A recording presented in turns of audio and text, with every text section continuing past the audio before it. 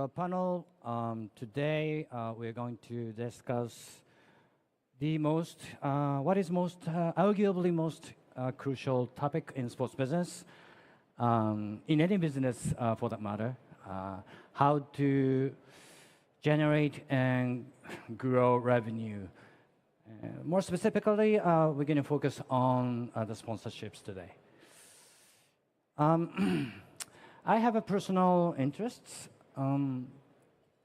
Having begun my career in sports business at Rakuten as a sponsor of a Japanese club, J.League club, and then I myself switched my roles to the club side, the CFG, City Football Group.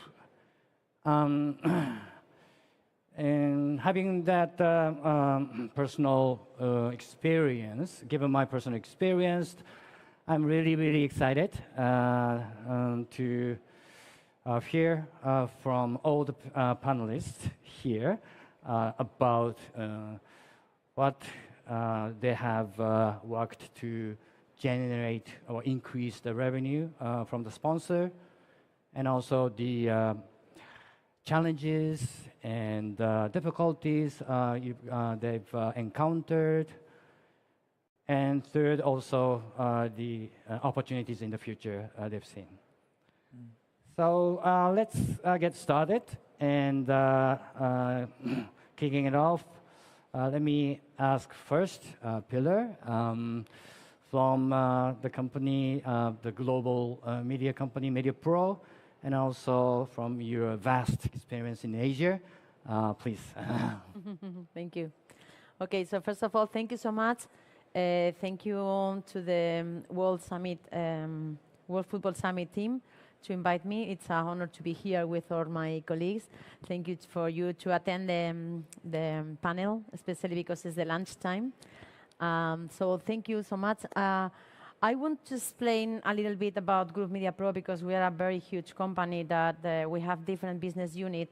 One is related about broadcast media services production, content production, rights, experiences, and channel and platforms. So how we had been working to improve revenues in terms of sponsoring, it's I think that is a very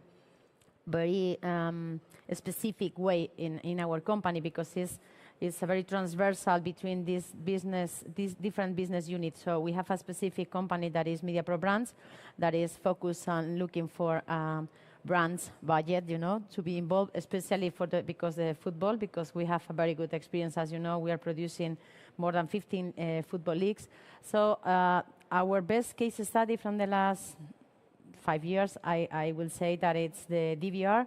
As you know, the technology is something that gives us, we were listening the panel before, the technology is something that is even doing more sophisticated our job daily. But in our case, we decided to implement the technology around the DVR in the venues of the football clubs. And we have been working very hard with some technology partners. So now we have a very good business around the sponsoring package because we included not only the qualitative things around ambassador activation, content creation, social media, and all of these things that all of us, all of you know very well. So basically, we included the quantitative reach in terms of the GRPs that you can see in the signal of the football leagues in different territories. So you can acquire, some minutes in the match in Mexico, and another brand in China, another brand in India, another brand in Africa, Middle East, etc. So this is something I think that is really interesting, and the return of the investment is easy to quantify. That is something that obviously the brands are looking for. So that's I think that our best case study from the last years. Thank you, Pilar. Before we move on to the Yohei, representing from the J.League club, Kashima Antlers, but today actually, that we have various diversified group of panelists. The Pilar from Media Group, and the very much successful global media pro, and Yohei from the club side, one of the most successful J.League clubs in history, and MG Marlon from federation side, the country from Caribbean islands, but actually that he himself has much more, not only just the federation, much more personal experience that I'm looking forward to hearing from him. And also lastly, the Peter, he's from the league side. So we have a league club from the federation and the agency or the media group. So we have, so these the very much diversified the panelists over here. So then the second, let me ask Yohei for your experience in Kashima Antlers, the very successful and a very powerful club, and sponsor side, the lot of the number of sponsors, and also the number of years. Amazing. That's my impression. Let me know about how have you worked for getting the revenue out of it. Thank you, Toshi, for the kind introduction. First of all, thank you very much for having me here. For all I'd like to send gratitude to all of the WFS team for doing this. It's such a privilege to be sitting here alongside distinguished panelists and also in front of a global audience. So it's absolutely fantastic for us to have the chance to share our story, to share what we have been doing for over the last 30 years. Now, I'm not sure if people are familiar with J.League or us, Kashima Antlers, but just to briefly explain, the league itself was founded in 1993, just a year after the Premier League was launched. So it's relatively a young league. We were known as one of the original 10s, the 10 founding members of the league. Now, the league had grown for the past 30 years. Now we're into 32nd year of the foundation of the league. There are 60 clubs over 3 divisions now. It's spread across all over Japan. Now, we consider ourselves as a small club from a small coastal city of Kashima, which is about 110 kilometers east of Tokyo. Now, the area is very rural, so the population of Kashima is only 64,000.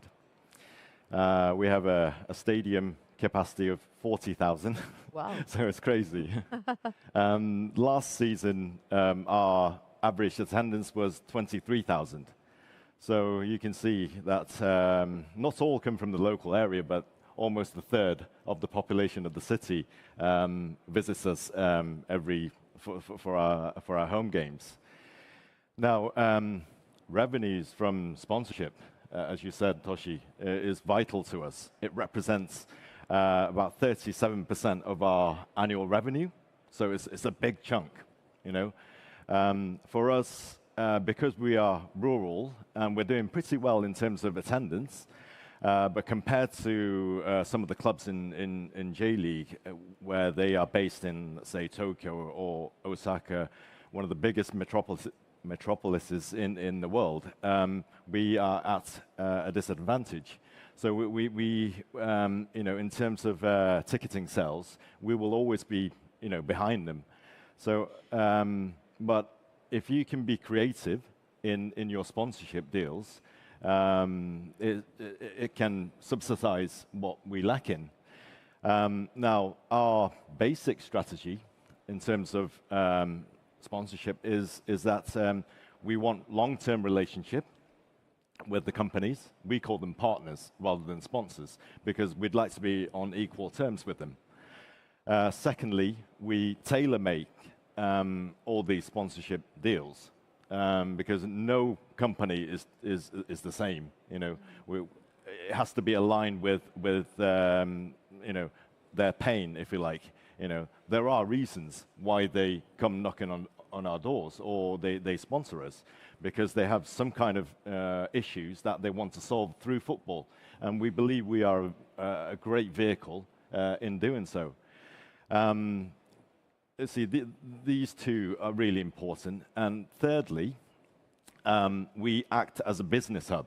So not only we give them exposure or activations through football, but we connect our partners by us being a business hub. So when they start creating businesses across our sponsorship families, then you know, they're benefiting actually in their main business through sponsoring us. It's amazing to see that. We've seen so many collaborations between the partners, and as a result, we have in total 175 partners who are supporting us, of which 24 have been with us for over 20 years. 9 have been with us for 30 years. So you can tell by, you know, they are feeling the benefits of being included in the family of our business. So that's our basic sort of strategy, and we try to develop that through creative activations, you know, one and only activations, so that every issue that these different companies have, we try to deliver them solutions. That's something that we have been doing for the past, let's say, 10, 15 years. Traditionally, it's just been exposure, you know, have your brand on your shirt, on your advertisement board, but it's not enough these days. You need to activate, you need to have really creative activations. That's what I think where our strength lies. Thank you. Thank you, Yohei. Okay, so Marlon, that you have totally different situations, and you are. This is the third year of your new job or position of the Grenada FA, and yeah, tell us about what you have done so far. And first, yes. Thank you, Toshi, and good afternoon to everyone. And as you said, my perspective is a bit different. I come from a region that's known for beautiful beaches and rum and tourist attraction. And hundreds of thousands of visitors visit our islands in the Caribbean on a yearly basis. What a lot of individuals don't know is that this region, that small region of the Caribbean, has provided some of the most dominant sporting figures in the world. We can go from Usain Bolt in track and field to Dwight York, who played football, who's from Trinidad and Tobago. But more so in my island, a small island called Grenada, it's 100,000 people. We have been providing our own dominant athletes. In the last 4 Olympics, we've had at least 1 gold, 1 silver, and 3 bronze. Better than a lot of countries with millions of people. So we've been doing very well in sports. And from the football side, Grenada was ranked 88th in the world in 2011. So we have a rich footballing history, and we've done well in Caribbean competitions, etc., including reaching the finals of the Caribbean Cup. What I've been able to do over the last 3 years is to try to revolutionize the football, try to make the football more attractive. Because what we see in the Caribbean, and I'm not just going to speak to Grenada only, because Grenada is just a tiny dot in world football. But in the Caribbean, we all share the same challenges. We have great athletes from youth until adult, but we do not get so much support like the bigger countries in the world. So our corporations, our companies, they would support us when we win it. So, right now we're on a 3-game unbeaten streak, our senior national team. And companies are coming. But we need companies to come in at the start, at the grassroots, at the youth competition, at the girls, at the women's football. And gradually, we're seeing more and more support, but it only comes from when our senior national teams are victorious. So it's changing, the culture is changing, but as I said, in our region, presently, we know for a fact there'll be a Caribbean team at the next World Cup in 2026.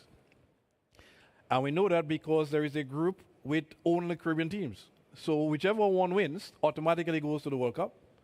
But also the second place team has the ability to go to the World Cup also. So there's a possibility there could be 2 Caribbean teams in the World Cup. But if you speak with these teams, they'll say to you, the sponsorships that are coming. Yeah. So Jamaica, Trinidad, Curacao, Bermuda, they all waiting for some support. But what's happening is the companies, the corporations are waiting to see who goes to the World Cup, and then they come. So it's an ongoing challenge to build and develop football in our region. What we've seen is, from time to time, a global superstar comes through. So, from Grenada, Lewis Hamilton, Grenadian background. Daniel Dubois, the boxer, he's from Grenada. So Grenada has consistently provided dominant athletes, but we don't want to wait until they become dominant.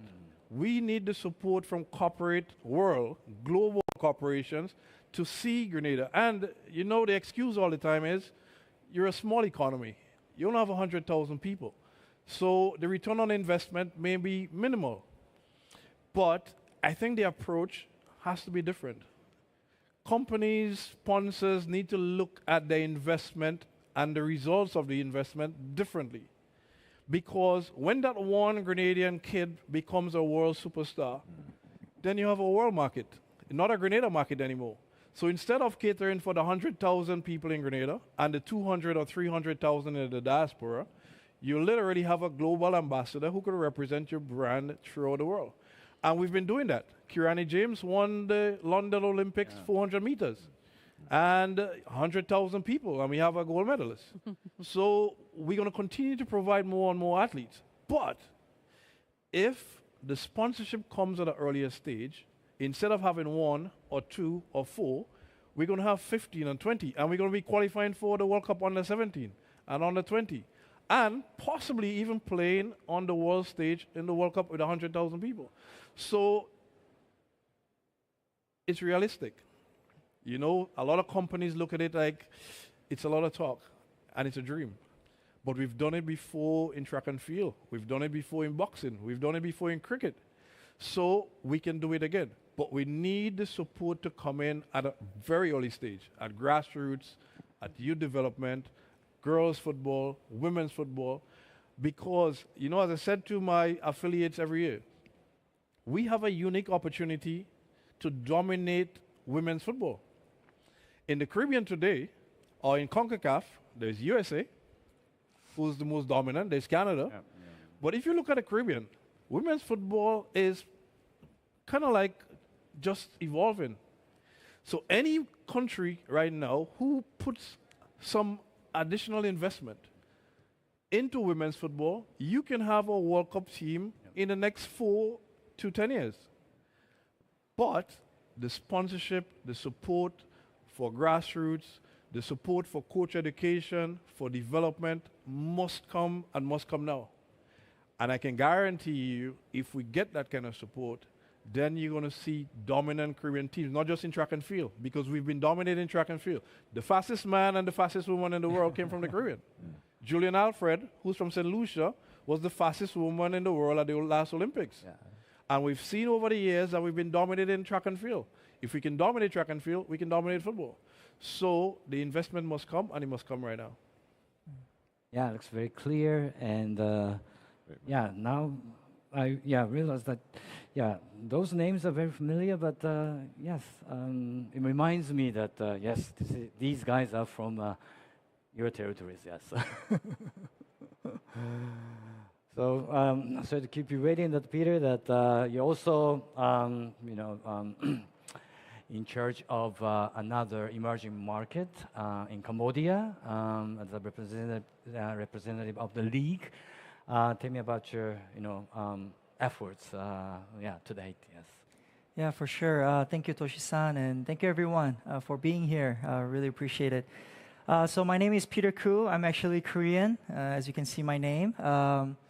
So I've had the privilege this past year to be part of the Cambodian Premier League, and it's definitely an emerging market for sure. And the unique opportunity is that within Southeast Asia, as many of you guys know, we have the powerhouse economy countries. But as for ourselves, we are emerging. So each year, I believe the GDP grows about 4%. Right now, at the moment, it's 46 billion USD. And they're projecting at another 4 to 6% increase within this year or next year. And so it is definitely a growing market, and it's a great place. I'm sure a lot of agencies and media members or marketing agencies, please talk to me. It'll be great. So we're looking at diversifying our sponsorship opportunities, really, because we rely heavily on sponsorship for all, not from just the league itself, but the FA as well as the clubs. But I truly believe the approach has to change a little bit, step by step, because if we rely straightly only on sponsorship, it can actually collapse as well, depending on the economy. So we are figuring out ways, how can we diversify the revenue source? We've started a digitalized fan engagement, and those things where we can start to gather data, gather information. How do the fans really approach spending? We don't have that data at the moment because it's an emerging market. So that's where we're at, and we're trying to really grow that aspect of our market at the moment. So, yeah. Yeah, great. Yeah, thank you for your view on one of the ASEAN market that especially my impression is that especially the Cambodia is moving forward quite rapidly and substantially. Yes. So Pilar, let me get back to you. Yes, we have heard three different cases, and I think that you can apply your thoughts and the current challenges that you are facing with to give them a solution by using your company or your capability or your experience, own your experience. How do you think about it? Well, I think that the challenge is as Yohei was telling, the creativity. It's something that can change or could be a very big difference, in the same ecosystem. So for us, creative is really, really important.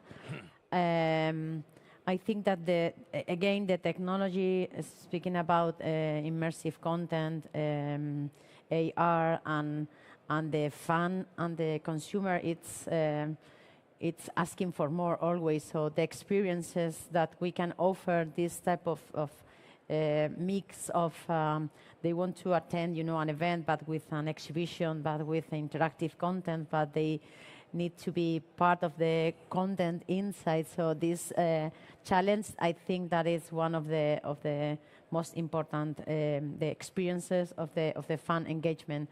This is one. The other one is that I think that we need to always look at the localization of the content, and this is something that especially the ones that works in new market, on emerging markets, or even the ones that we work in Asia, so far of the other countries. So we need to think always how to do the localization. We don't need to adapt it. We need to be more local. We need to have local talent. We need to grow with the local talent, with the local influences, with the local adaptation for the activation. So we can see how, Lamine Yamal was in Shanghai last month. I was in Shanghai too.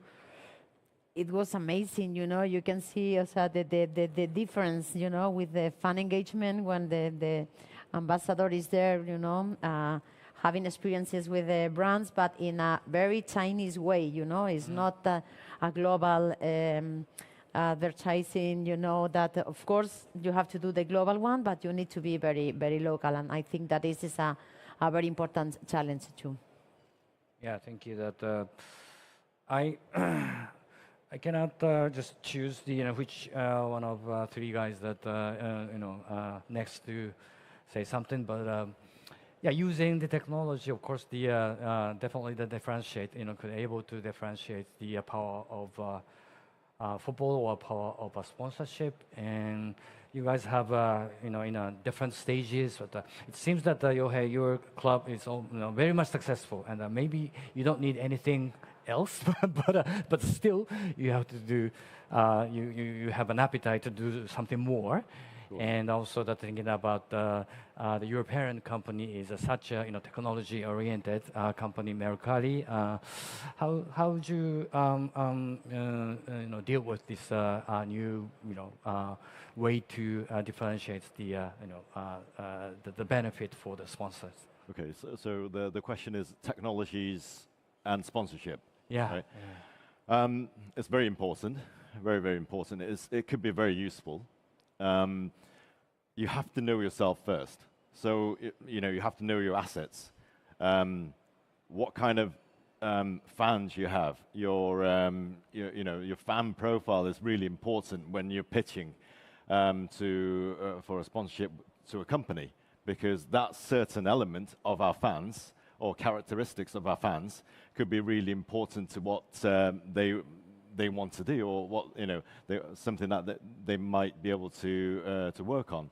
So if we are, let's say, approaching a motor vehicle company, it doesn't really make sense if none of our fans drive, right? Because they're not going to be able to activate, let's say, a campaign to buy their cars, or I don't know, sell their related services. So I think data is really important, so that you know yourself, you know your product, you know your fans. And two, I think when you're actually activating these services, once you sort of target your segment, you activate, I don't know, whether it be a campaign or small activations with a small group of fans, it doesn't really matter.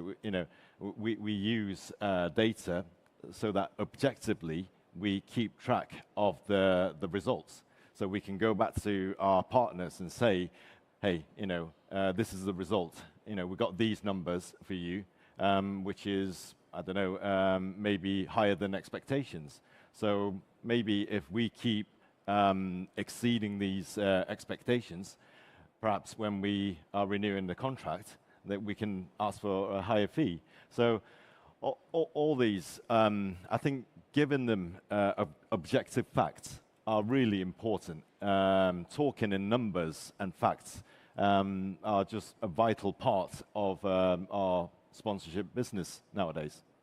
Thank you. That maybe I better to ask you that in a different way. That it seems that you are so successful that anything that you still need to improve or need to need to make things available. That challenges. Yeah, we have so many challenges, Toshi. We are based in the middle of nowhere. That's the first challenge. Geographically, yes. Yeah. Secondly, unlike the leagues or the FA, who would always have a top flight, teams. Let's say in J.League, J1 clubs, J.League will always have 20 top flight clubs. The FA would always have the national team, which is a great content. See, but with us, because we're in an open league, J.League is basically open, so we have promotions and relegations. So our value, we could be relegated next season, or maybe, I don't know, in 2-3 years' time. There's always that risk of our value decreasing immediately once you once you're relegated. So that is a massive challenge for us. How do we keep the value of the sponsorship when we were in, if let's say, were relegated to a second division? That's always a risk. Yeah. Also, we have been developing our business domestically mainly for the good parts of past 30 years. Now we have great relationships with national clients in Japan. Some of them are multi-million pound companies. They have great portfolio, but they're Japanese companies.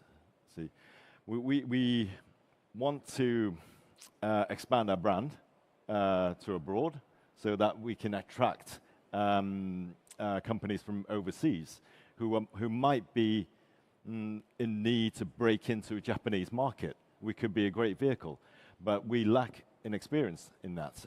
So we want to develop relationships with overseas companies or clubs who have experience of sports sponsorship or football sponsorship abroad, and bring the business model to Kashima. So international expansion is another challenge for us.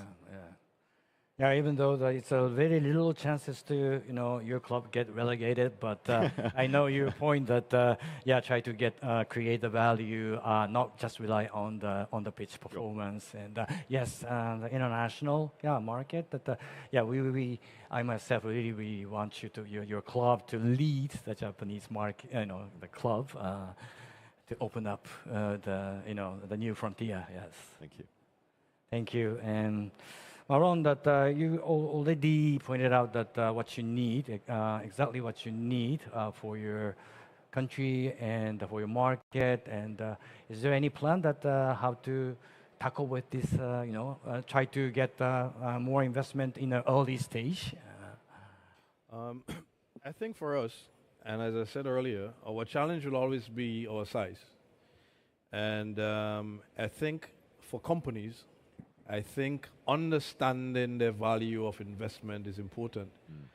And with the Caribbean, I don't think they get it. I think companies continue to believe because of the size of the various markets in the Caribbean, they're not going to get the returns that they're looking for. I think they have to understand it's more about telling the story. So when you invest in a grassroots program in St. Kitts or in St. Lucia or in St. Vincent, and in 3 or 4 or 5 years, the St. Vincent under 17 teams gets to the FIFA World Cup, then you can have a proper story to tell the world as to your investment or your partnership. So I think the biggest challenge is getting companies to understand that there is more value than the numbers. That you may sponsor Grenada, the national team, we may wear your shirt, and we may only sell 20,000 shirts compared to 10 million in England or 15 million in Germany.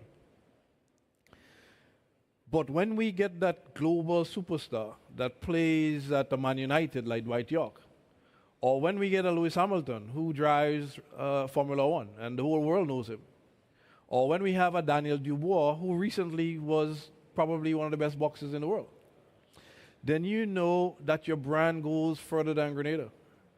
That you know that your brand is global and you can take your story globally.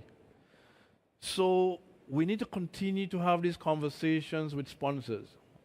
We need to continue to have these conversations with our local governments. You know, in the bigger countries, in Europe, government gives millions of dollars to football associations. In our part of the world, we get no support from government. So we have to continue to depend on the small funding that we get from FIFA and CONCACAF. And it's not enough. Because 70% of our funding goes into travel around the region to play matches. We have about 10 national teams. And every year, at least 6 or 7 national teams are engaged. But when we get funds from FIFA, And 70 to 75% of those funds go into actual travel in terms of airfare and hotels and meals. Then we only have about 20% that still has to pay for salaries, that still has to pay for your coaching staff, and then the next 1% goes into development. So the funding is not enough.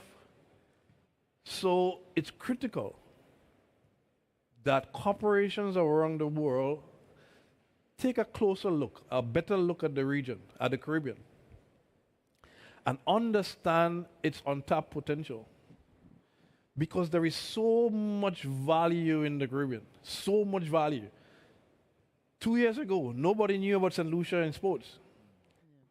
And at the Olympics in 2024, St. Lucia had the fastest woman in the world. Nobody knew about St. Lucia in sports. So now the world has taken note that there is St. Lucia, and there is St. Vincent, and there is St. Kitts. You know Cole Palmer, he's from St. Kitts.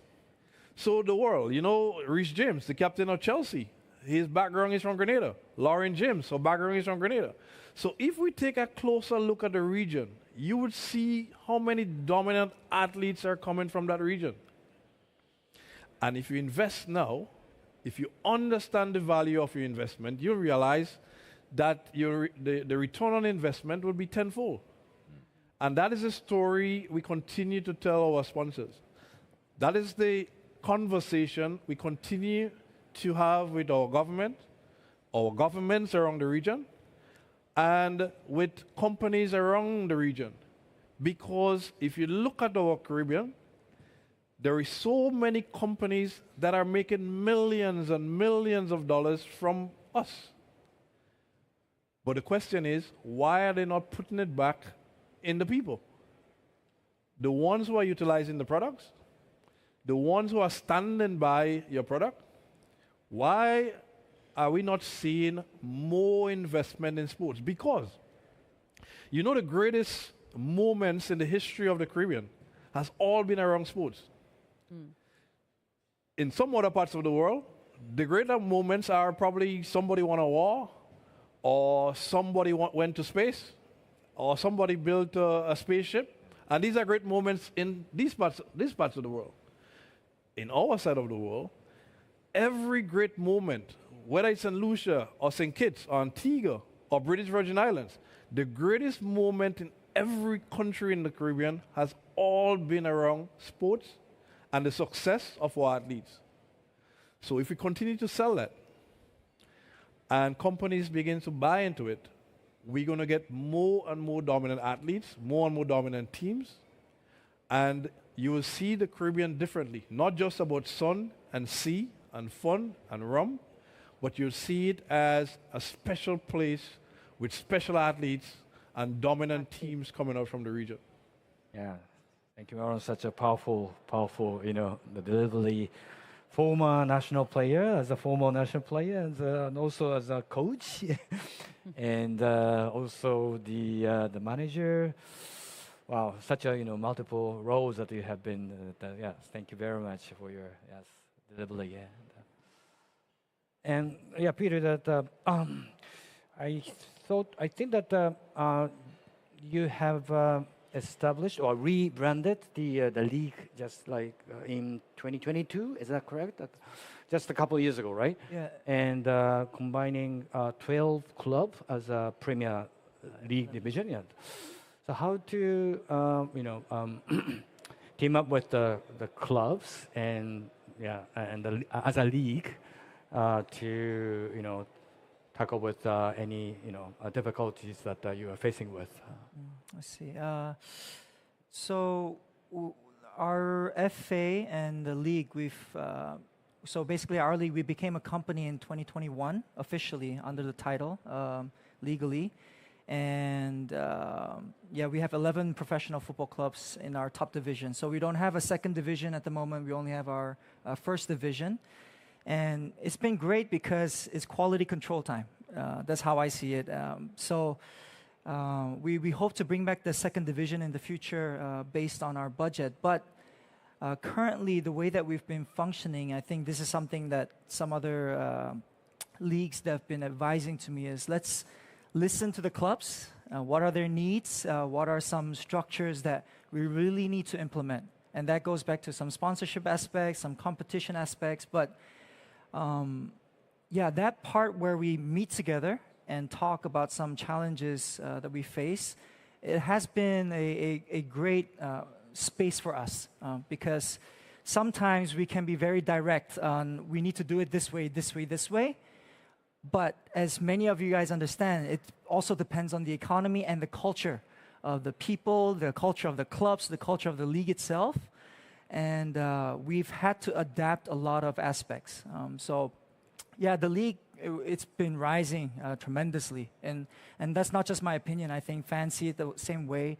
Last year, you know, Chris is here, but their club, Prekanix Fighting, they played as a finalist in the AFC Challenge League, which I recently told AFC that we'll win it this year. But yeah, you know, it's a momentous phenomenon for us as a country because it starts to change the mindset of the value of football. And like you were talking about value, it goes beyond the data, it goes beyond the numbers. You know, our countries, the struggle is data, the struggle is technology, the struggle is budget. So how can we sell it above that? And I think it's story. And personally, I've worked in NFL and crazy stuff. You know, you look at the SoFi Stadium, you look at all these, you know, these stuff has technology. And then you go into the room. But we don't have that. I've gone from SoFi to building my own stadium in the small province, you know, from the grass itself with, you know, the dirt. So those are the different types of situation that I think all of us understand. And yeah, we adapt to it and we sell the different type of value. And I think the clubs, they've been very, we've been trying to work together in some ways, you know, like with tax exemption, saving some areas of the budget. That's the approach that we're trying to come up with. Other than the revenue itself, how can we cut in order to save us as quality control to move forward? Yeah. Yeah, thank you all. And yeah, we are approaching to the end of the session. And lastly, yeah, briefly, can I ask you to give us the some future hope or opportunities that you feel for your own area, own responsibility. Yeah, this just give us the idea that you think that it's going to be the future of the football, of the business. Yes. So maybe Pilar, you? Yes, of course. Yeah. Mm-hmm. Well, I think that I mean the future is tomorrow. So everybody is speaking about new IPs. So for example, we work with the China Super League. Now it's CFL. They really want to do something different. You know, they want to do different events, not only around football. They want to do events about football, about music, about entertainment. So this mix of sports plus entertainment, I think that can bring new opportunities in the markets in order to achieve not only the football fans, even more the family entertainment options, and the collaboration with the cities and the value of the entertainment proposal, link not only to go to the football match, stay longer, all the day, enjoying, I think that there is a very good opportunities on that way, creating new events with new brands that can be really interesting in terms of sponsoring this type of event, starting, small, because when you start something, it's really difficult to develop. But I think that in the long term, in the mid-long term, we can create something really interesting, and especially in Asia. Thank you. Yeah, Yohei, please. Yes. Brilliant. It's lovely to hear all these different comments. And I totally agree with you two when you are selling your, when you're trying to pitch to your potential partners, that value is the most important thing, and the numbers are maybe secondary. I totally agree with that. When I was talking about numbers of, how it was important, it was in practical terms. I do believe that when you are pitching yourself, your stories, your missions and values as a company or as a football club needs to be aligned and relevant to whoever you are pitching to, so that you have the alignment at a higher conceptual level between the partnership, between the partners. I think our story is unique, so I see future in that. Every time I speak with other clubs or other companies in whether it's Japan or overseas, they are attracted to our story. This, Kashima Antlers, it's just a club from middle of nowhere, coastal city of Japan. It was founded in 1991, started playing in the league in 1993, and in 2016, we were playing in the former format of the Club World Cup. We were in the finals, playing against Real Madrid. We took them to extra time. We were 2-2 at the end of 90 minutes. That's something. It's that story of a challenging spirit, or coming from nothing to challenging for the world title is an amazing story, and one that we can be really proud of. So with this story, with our mission and values, I think we can attract a lot more. So I see future in that. Yeah. For me, I think the future is bright for football in Grenada and football in the Caribbean. What we've seen is more and more opportunities for players, and even those who do not make it to the professional leagues. We're finding more avenues for them to go to college in the US to get degrees, etc., so that they can continue their lives as good citizens. More and more opportunities are opening up. I think corporations, companies are actually starting to buy into that realization that sports would put them where they want to be in terms of the advertising. And as in recent times, we've seen more and more companies starting to come on board. We've seen more effort from government to provide funding, to provide support. And I believe the future is bright. We've just, as I said, we're on a 3-game unbeaten streak for our men's team. Our women's team were at the bottom of the Nations League at CONCACAF. And we went unbeaten, and now we're in League B. And we believe come November, when we start World Cup qualifying for our Women's World Cup, we're going to have a good run. Our first game is against Costa Rica on November 29th. And we believe we have what it takes to at least advance to the next round. Mm-hmm. So the opportunities are there.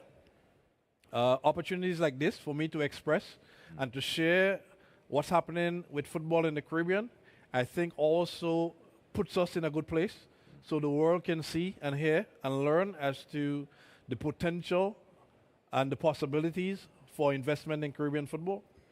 And I'm hopeful. And I believe very soon we'll see Grenada and the rest of the Caribbean as not just opportunities or participants in FIFA World Cups, etc., in qualifications, etc., but as staples, as regulars in some of the major competitions around the world. And it's happening, and it's happening gradually. But with the investments that we see happening around the Caribbean, I'm certain that by the time we speak again, you'll see Grenada as a country at 167 in the world, moving all the way back up to top 100 in the world, as we were in 2011 when we were number 88 in FIFA men's ranking. And from the women's side, as I said, I believe there's a great opportunity for Grenada football to be top 100 in the world. We're small, But, you know, Grenada has always been that country, that fighting country. You know, we're the smallest country in the world to fight a war against the United States. So Grenada has always have that fighting spirit. And the same we do in sports, and in particular in football. So I'm very hopeful, and I'm guaranteeing you that the name Grenada will always be a name that you'll hear around the world when it comes to sports and when it comes to football. Great, great. Yeah, Peter, please. Yeah. Yes, I truly believe in the three terms. Challenges actually lead to competence because you build resilience. And then when you have competence, confidence follows. And I am very confident, and I can guarantee you that people will know about the Cambodian Premier League and the Cambodian football itself. And that's part of the reason why I come join to summits like this, to share about who we are, but more importantly, that you will see it yourself in the future. So that's all I can say for us. Yeah. Thank you very much. That maybe better to close. Yeah, a very insightful discussion. And once again, thank you so much. And ladies and gentlemen, a round of applause for our panelists today. And also let's applaud for the future of growth in sports. Thank you so much. Thank you so much. Thank you. Thank you.